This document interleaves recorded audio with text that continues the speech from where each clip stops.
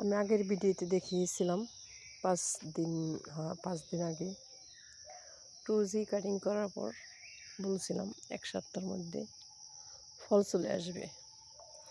এই দেখেন 1 সপ্তাহ হয় নাই, 4-5 দিন হয় মনে হয়, 4 দিন আজকে 5 দিন মনে হয়।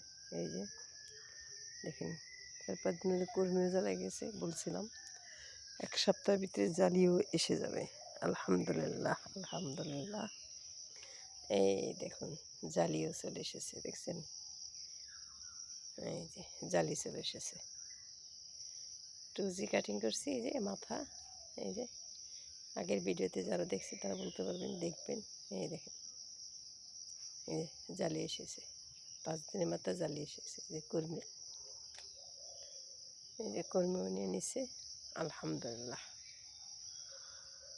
আল্লাহ যদি দেয় তাহলে তাড়াতাড়ি হয়।